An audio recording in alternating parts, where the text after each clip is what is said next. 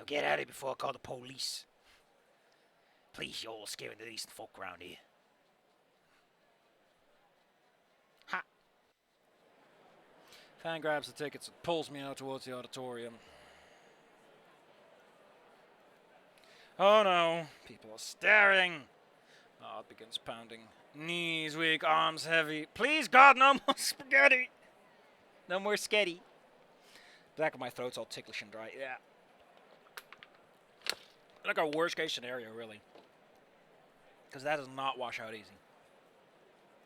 Thanks, Anon. I know you hated it. Becoming the center of attention like that, I mean. Huh? Ah, don't mention it. He was being an ass. I just hope I taught that geezer a lesson. I don't think you can. I mean, now I'll probably think twice before eating Italian. Yeah, he fucking better.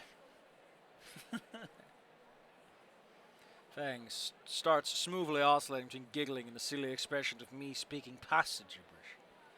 My grumpy facade only holds for a moment before I find myself giggling along with her, which continues all the way to the entrance of the auditorium.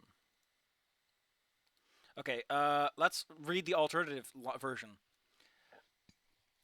We'll be thrown out at this rate, and those tickets ain't cheap. Time to roll for a speech check.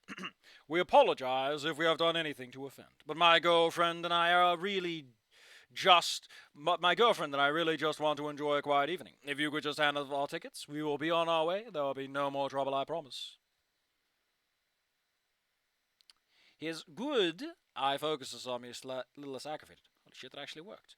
Just like my Westerner CRPGs, my suave skills of persuasion has Fang's fury completely deflated. Here you go. Now move it. I don't want to hear no more trouble from any of you.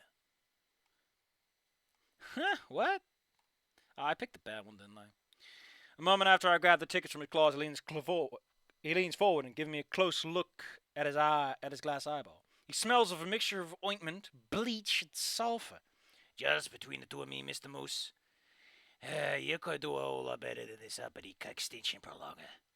See, I reckon it won't be too long for your fling go the way of the dodo. And Hank's like, oh. That's all. You have a nice evening.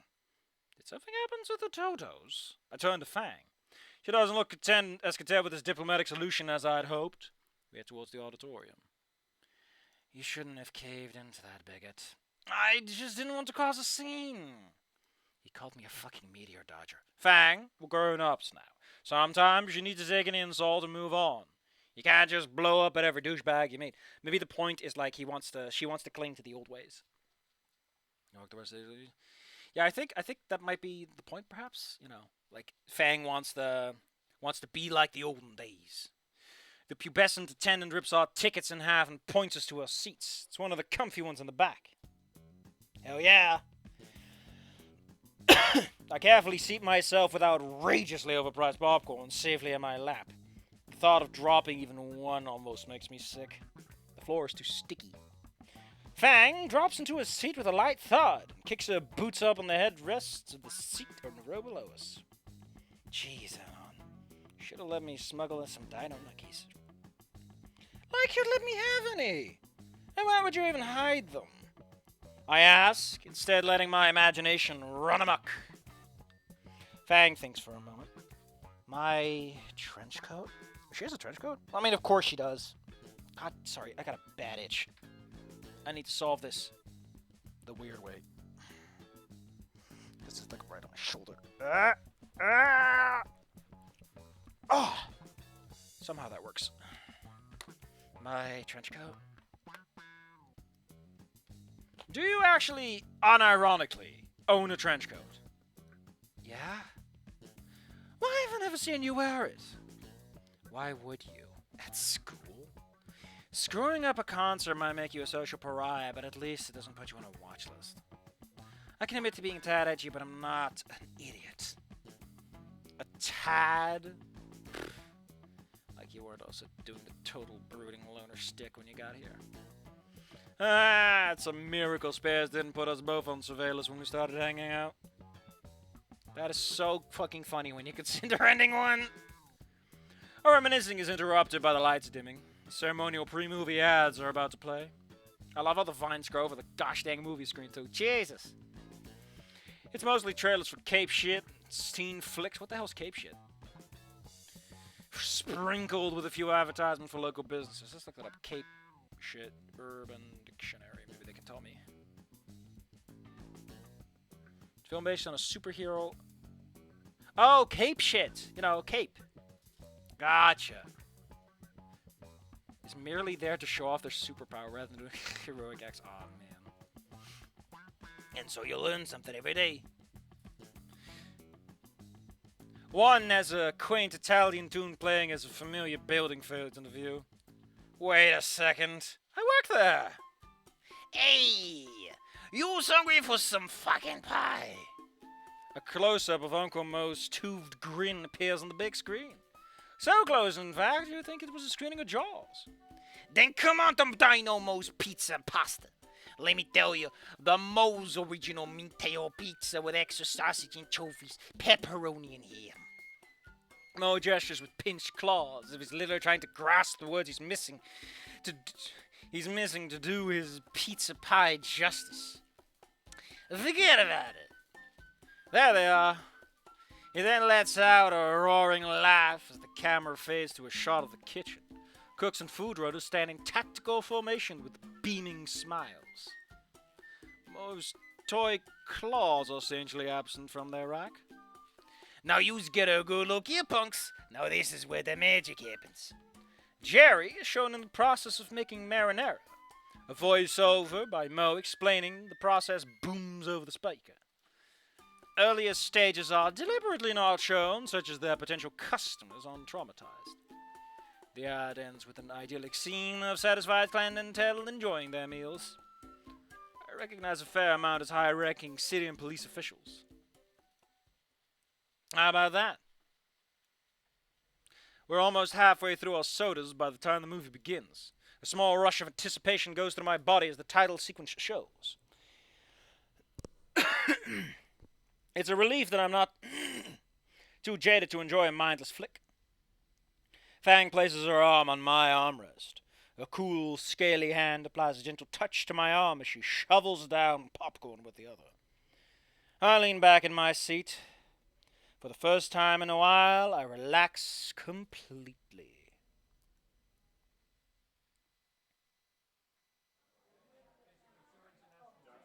Two hours later, the end credits roll. Chatter begins instantaneously and completely fills the auditorium as most move for the exit.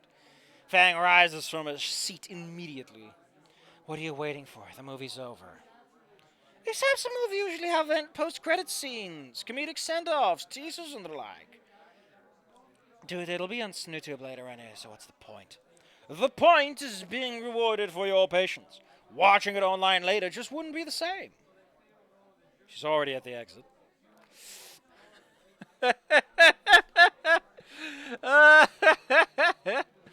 Oh, you're such a nerd. Oh. I think we all know that the obvious answer is we gotta follow Fang, you know. You gotta follow the gabagool. Let me just double check and see where the transition happens. Okay. I scrambled to pick up all our stuff, including the empty soda can cup that Fang left with a staff to throw out. Despite a head start, I managed to catch up as we exit the theater. We reconvene in the lobby. What up? What's the hurry? She seems kind of restless. The movie was great and all, but I'm not really ready to call it a night yet. So, what do you say we go for a scenic detour before then? A scenic detour? Well, that's kind of vague. I don't know. It's pretty late already. Really? Yeah, really. I need to get ready for my next shift. Oh, God! She's pleading me with those warm amber eyes. Too weak to resist. Okay, I'll go. Yes! I got kidnapped! Fang grabs him by the arm and yanks me with unexpected strength towards the exit of the building. Shortly after, it was apparent what Fang meant by scenic detour. Armed with a spray can, we are now running around Vocadera Bluffs for places to tag with some graffiti. Okay, let's look at the alternate ending that we didn't get, because we're losers. We're closer. The joy of waiting is obviously lost on her. She doesn't know what she's missing. Got the opportunities to look around as names scroll down the screens. The others waiting for some of the post-credits fan service are all various sorts of neckbeards. I'm pretty sure one of them is clinging to his superhero Bungo Bop. No, Fungo Pop. Well, might as well make myself comfy. Oh, that's so rude, man. The stream of literally who's finally comes to an end. A shot of rubble from the final battle is shown. Yes, I knew it. After fixating on the aftermath remote, Han emerges from the rubble. Lo and behold, it's the villain. This is so lame. Why did I spend time waiting for this? The reveal elicits an incredible response from the fans who stuck around. Applause, hollering, and several seem to unhinge their jaw in amazement. I'm pretty sure Bungo Pop guy is crying. Oh no, I ditched my potato girlfriend to hang around Redditors. Screw this. I power walk to the exit. Fang's in the lobby smoking. The staff has given up at this point. She spots me in the crowd, puts her smoke out in the side of her boot. Hey! So did something cool happen? No, not really. It wasn't really that long a wait. Something's off. She looks bored, but her tail is wagging rapidly. Though it's not following its usual metronome-like rhythm. Hey, you want to take a seat, dude? Is it mostly the same? No. I don't know. I think I want to go home and reevaluate my life. Relax, Dweeb. You'll make it home before bedtime. Also, our bus left while you jerked off in there. Next one will arrive in like an hour. Shit. My battery is too low for me to shitpost for that long. Geez, seriously? It was like 8 minutes at most. Alright, whatever. It's not like I have a choice. Yes, come on. I don't know why they... Isn't this the same line? Why do you copy that?